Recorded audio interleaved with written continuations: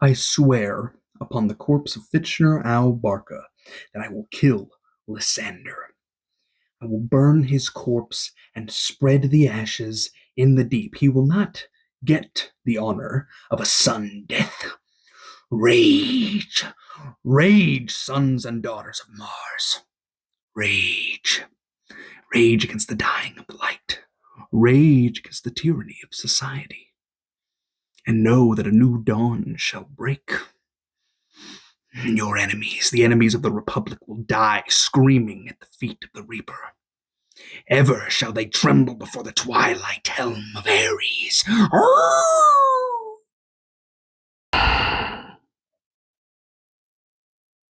You know,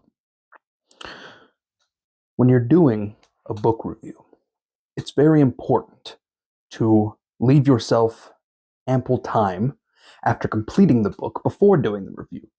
This will allow you to give an objective and clear review of the book without being affected by the emotions wrought upon you in the words of the pages. That being said,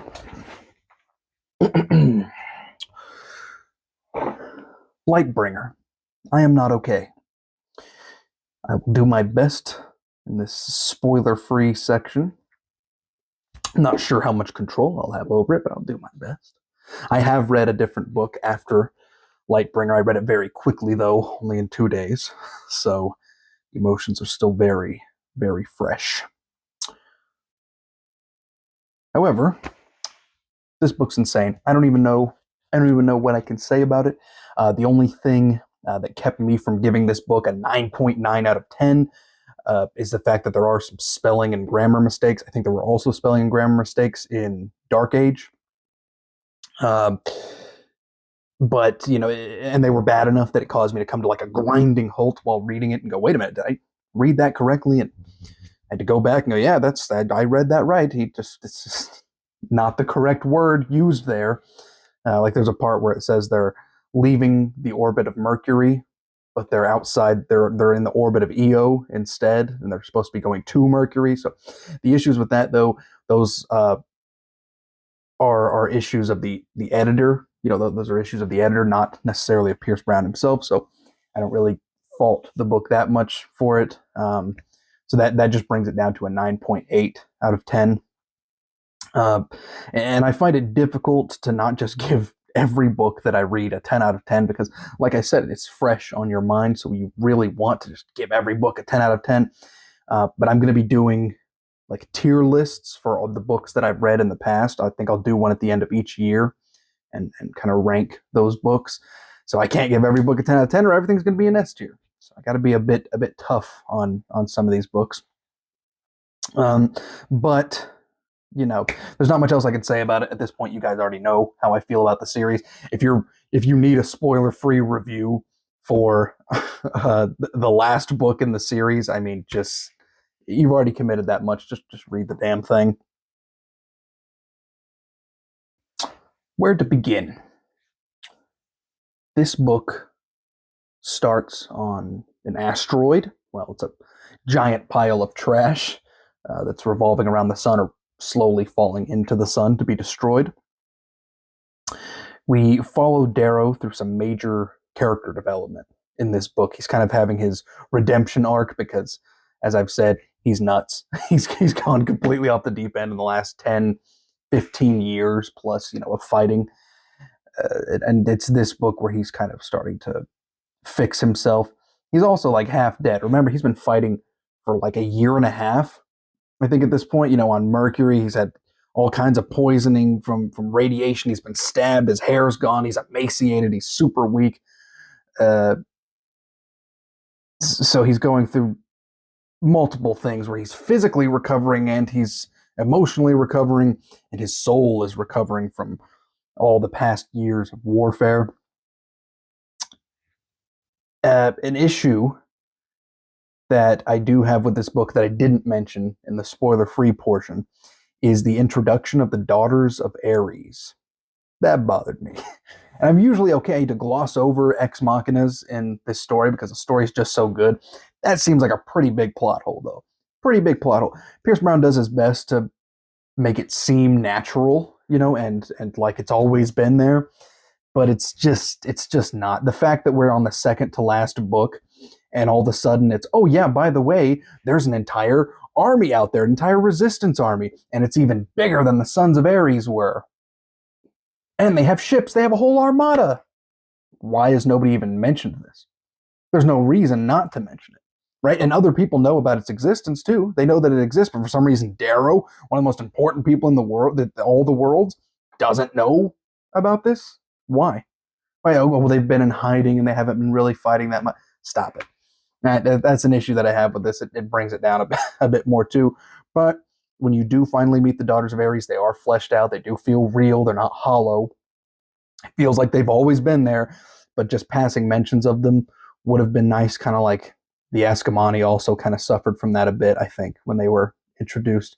But the Daughters of Ares just comes out of left field. It comes literally out of nowhere. But of course, Pierce Brown probably didn't know about the Daughters of Ares a long time ago, towards the beginning of this story. And if he did, he probably should have mentioned them. So I'll give him the benefit of the doubt here. And then, of course, there's there's the fact that the last part of this book, right, part 4, that last section of the book, it feels more like the penultimate version rather than the final version of the story. Like I said, that's an issue to be laid at the feet of the editor rather than Pierce Brown himself. There's multiple points where there's like spelling mistakes or words that shouldn't be there, and continuity errors that shouldn't have gotten by the editor at all. But so like it feels like a second to last draft rather than the actual final draft that should have been sent out. Maybe they'll end up fixing it in future editions of this book, but this thing just came out a few months ago, so it might be a while before we see anything like that get fixed. I don't really have any other issues with the story other than, of course, the fact that the most honorable man in the entire solar system, Cassius Albellona, was wrongfully murdered by his adopted brother, whom he had raised to try to become a good man, all for the sake of Lysander's greed and his hubris, his idiocy, and thinking that he can fix everything, which I know Darrow has done that. It's almost like their stories started at different times, right? It's like Darrow's story started way back here, and he became this guy, just like how Lysander is now, who thinks that he's the only one that can fix anything. He'll burn everything just to fix all the worlds in the way that he thinks it needs to be fixed, and then he goes through his redemption arc, right? But Lysander's story in that regards didn't start till here. So now that Darrow is in his redemption arc, Lysander is now at the point where he thinks he has to fix everything himself, and he'll kill anyone to do it, which is cool. I like it, even if the best character in the entire series had to die for the sake of that. I still feel like his death was necessary to get us to hate Lysander. So if that was the goal, it worked. Pierce, it definitely worked. Pierce Brown, you fucking asshole. And that's it. There it is. It's the Red God review, which will be the last one in this series, won't be out until the book itself actually comes out. So I'm guessing, from what I've looked at, it seems like it won't be here till the end of 2024, maybe the beginning of 2025 or mid 2025. So I will have time to finish catching up on those past books that I keep saying I'm going to do and haven't been able to do. It's because I've been trying to catch up on this and making these reviews as I finish the books. Now I'm going to go back and do that. After, as I mentioned, I ended up reading another book, just steamrolling through it in 2 days. And that book was The Princess of Mars, or A Princess of Mars, which is great. It's great. I'm going to save all that, though, for that actual review. It's a 110-year-old book. I got to stop. It's great. But I did decide that the next book I'm going to be reading, or rather books, is going to be the Mistborn trilogy, the original Mistborn trilogy by Brandon Sanderson.